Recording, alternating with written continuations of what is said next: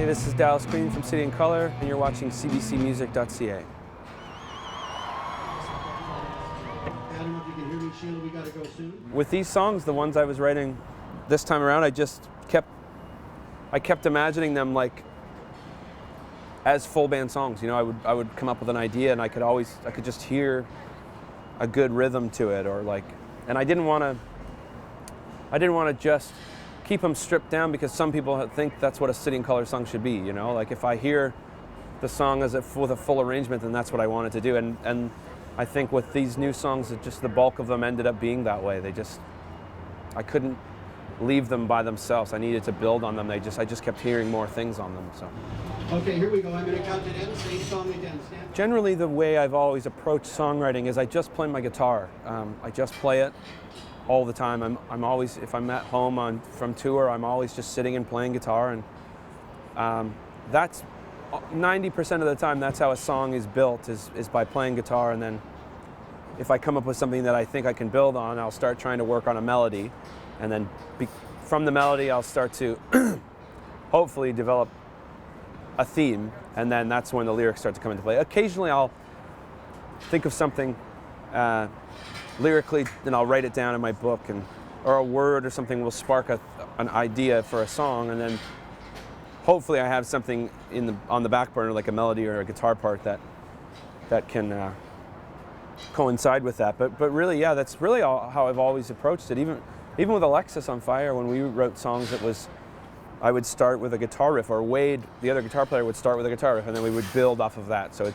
it's really, yeah, it hasn't really evolved from that. That's always how I've really approached writing songs.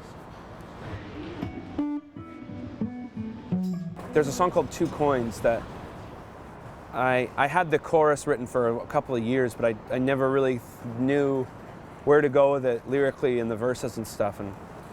And once I finally put that song together, and it really sort of, occasionally when I write songs, or when I think this is like when you write a song, you have an idea of what it's going to sound like when it's finished. And that's not always how it comes out. Sometimes it takes on a new shape, but that song ended up on the record exactly how I always pictured it to sound and to be, and to make me feel. It makes me feel exactly how I wanted it to make me feel. And so that's always a good thing when that happens. So I spent about 2 weeks in Nashville making the record. It was really great to make a record just outside of home, so I could completely sort of immerse myself in the recording process, which I'd never really gotten a chance to do. And it was nice. Like, you know, I had friends down there already, and I really liked that city.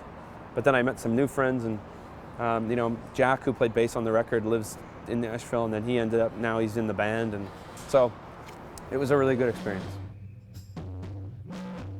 Another thing going into this record that was the first time I'd ever done was use a bunch of session musician players. Like, I'd always sort of made records either by myself or with friends, and this time my producer and I, we wanted to see if we could take my ideas and give them over to people who are just like exceptional at their craft. And it was just a wonderful experience, like having these guys who are just wonderful players and have their own style to take my idea and excel and interpret it in use their own voice sort of to take my idea to the next level. It was just I'm really happy. I was a little bit scared at first to make a record with people I'd never met, but Alex Newport, who produced the record, he did a really good job at finding the right people, I think, that wouldn't sort of they wouldn't sour my ideas. They sweetened them up.